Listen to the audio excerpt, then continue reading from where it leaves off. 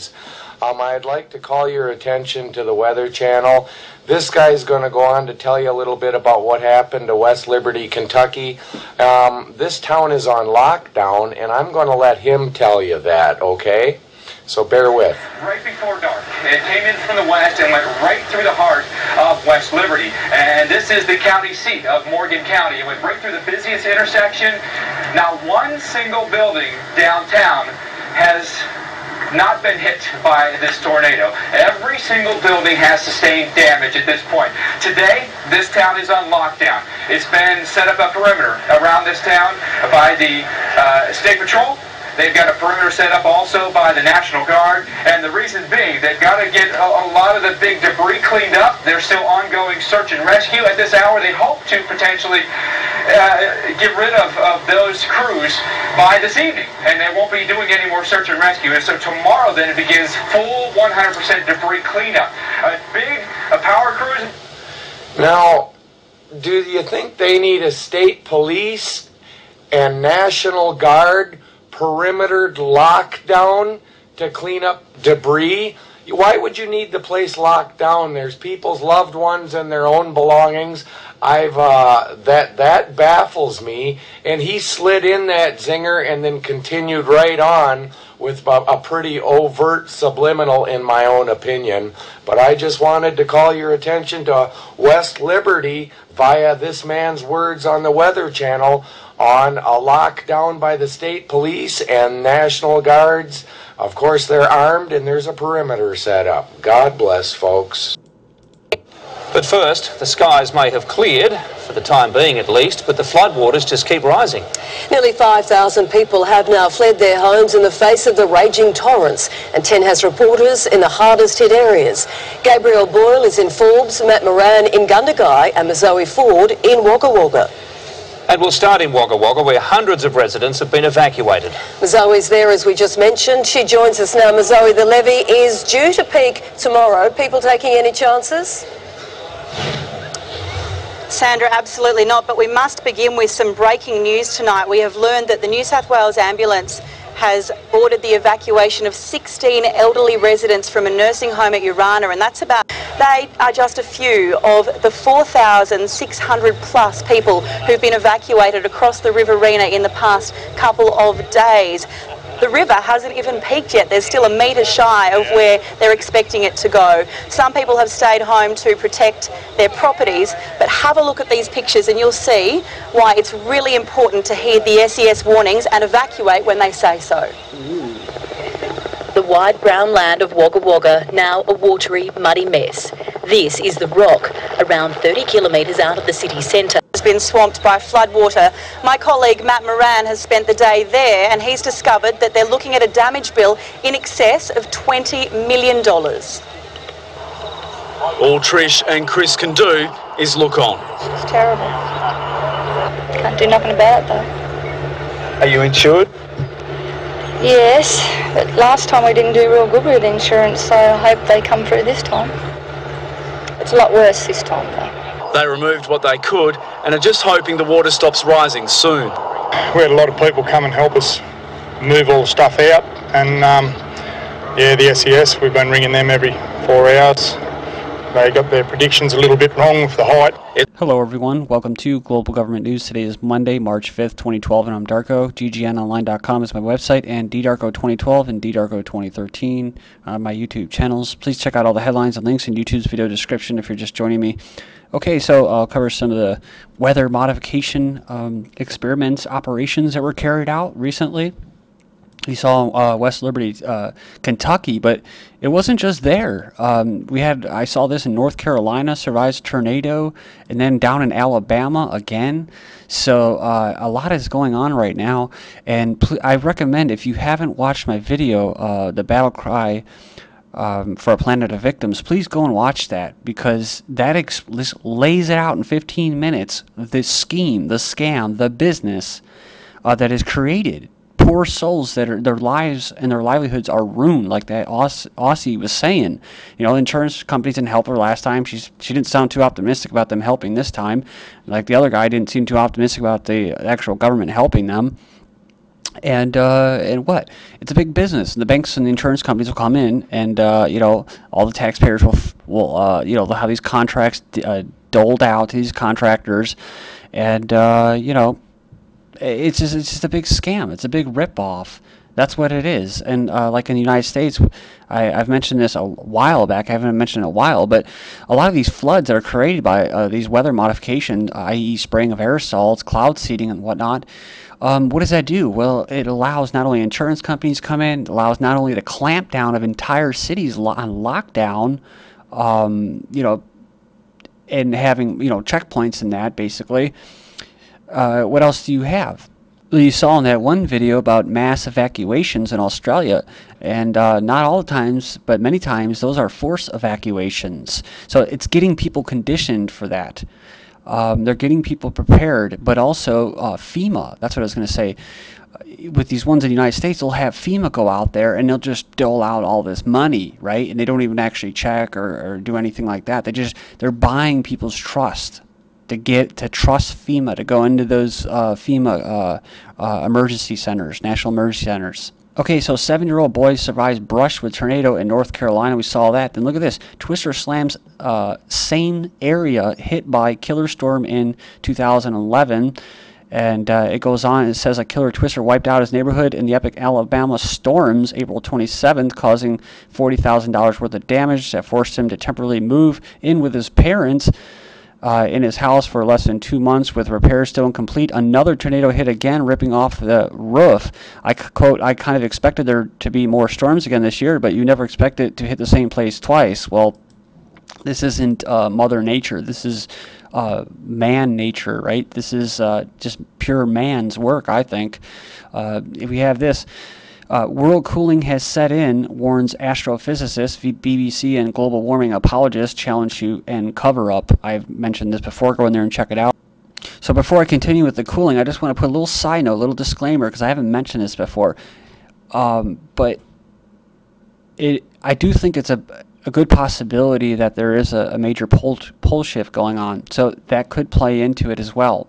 But I just want to make it clear to people who are just getting into this information that weather modification is being carried out. It does exist, no matter what the media and the government tells you. So a lot of times after the fact, they'll go back and say, "Oh, this is due to climate change. It's all due to climate change," because it's a crap theory, and it's not really based off anything but just conjecture and whatnot. So they can say, "Oh, well, there could be more snow. It could be colder," all this stuff that they're doing with weather modification, creating these storms, creating these hurricanes, creating these earthquakes, right? And then they could just They can blame it on man and say, "Oh, see, it's climate change. It's human-induced climate change." Well, they won't say that it's actually the humans that are actually spraying aerosols that are causing it. So yeah, we have this. It says you don't have far to look. Look at the sky and you'll see for yourself the deliberate global dimming in action by aircraft on one hand, and on the other, look at any green academic and you'll see a dense, foggy mist of global nothingness filling up an otherwise blank vacuum between his two ears. And a lot of times you'll mention this to people. I've actually pointed it out and gave a very intelligent explanation, and they literally just don't say anything. It's like it's a psychological shutdown. They have to shut down, I guess, because they can't handle it or something. So it's here, U.S. law allows chemical and biological testing on Populace. This is all just laying framework for what I'm getting to here, guys, so just bear with me. Public law basically saying that you could be experimented on with biological and chemical weapons, so they can do what they're doing. Chemicals, U.S. patent number 5003186, stratospheric Welsbach seeding for reduction of global warming. And it goes in there and it says, suspected that the suspicious cloud seeding activity in the sky was commonly called chemtrails, has been part of a program and research into the methods to reduce the amount of solar radiation and heat and therefore reduce global warming. But today, this person discovered the patent for this Welsbach seeding for reduction of global warming patent March 26, 1991. So he goes on there and he says that he actually thought, he goes, my chemtrail theory is that they are spraying a substance which is meant to reflect sunlight and alter the albedo of the Earth. I think what he's saying is that he thought it was to fight global warming because they keep calling for it, right? You keep hearing about, oh, we're calling for Arctic geoengineering, as if it's not happening. I've mentioned this before. He said, this was before I discovered this document today, 10/4/2009. He goes, it was a patent PDF, and he goes in there and basically talks about how it works, but such materials that they can use can include the class of materials known as Welsbach materials. The oxides of metal, i.e. aluminum oxide, are suitable for the purpose. Aluminum oxide is one metal oxide suitable for the purpose, which is relatively inexpensive. They found that larger particles tend to settle to the earth more quickly, you know, duh, but it goes on and says that the spraying, the cloud seeding, should be done at an altitude of 33,000 feet. Goes on, the particles may be seeded by dispersal from seeding aircraft. One technique may be via jet fuel, as suggested by prior work regarding to the metallic particles. Once the tiny particles have been dispersed into the atmosphere, the particles may remain in suspension for up to 1 year. And I've actually heard up to 3 years and longer by Mr. Carnicon. So it's in association with Hughes aircraft, believe it or not. But the theory is these particles would screen out radiation from the sun while allowing heat from the Earth's surface to pass through. Okay, then we have policy implications of greenhouse warming. And it says here it's a massive research study entitled Policy Implications of Greenhouse Warming, Mitigation and Adaptation, and the Science-Based Panel on Policy Implications of Greenhouse Warming, sponsored by the National Academy of Sciences. And the results were presented in 1992 and published in a book by the National Academy of Press. It's a 994-page study on greenhouse gases, global warming, and whatnot. But it goes in here and it says that the conclusion the National Academy of Science found was the most effective method of global warming mitigation turned out to be the spraying of or reflective aerosol compounds into the atmosphere utilizing commercial, military, and private aircraft, which is what I've always suspected. The compounds of aluminum, barium oxide. This method was the most cost-effective and yielded the largest benefits. It could also be conducted covertly to avoid the burdens of environmental protection and regulatory entanglements. Remember, this is all for the environment. It is evident to anyone who cares to look up that this mitigation is now being conducted worldwide and on a daily basis. It is certain that our leaders have already embarked on this immense geoengineering project, one in which they expect millions of human fatalities and consider these to be acceptable losses. And to finish up, Council on Foreign Relations on Planetary Geoengineering add more small reflecting particles in the upper part of the atmosphere from March 2009. Then we have this, water poisoning, aluminum in brain beyond belief. Woman who lived in a town where aluminum sulfate was added to the water supply had aluminum levels in her brain which were beyond belief.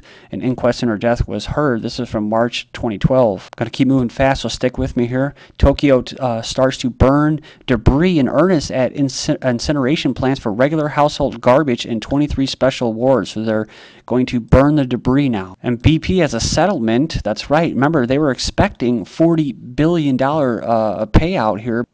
BP settlement doesn't benefit my clients. And it goes on here, and it says after Friday's late night deal to reach a settlement with plaintiffs, they reported $7.8 billion. That's what they're going to get, or going to have to pay. So BP got off lightly and has paid roughly half of what they were expecting. Iowa passes a law demanding total secrecy over factory farm practices. Capturing undercover footage of extreme animal abuse at factory farms is soon to be illegal in Iowa. Remember this, U.S. Congress expands authoritarian anti-protest law restricting certain places that they designate. But look at this, China has their own. China's black shirts hired by regime to stop Chinese protesters.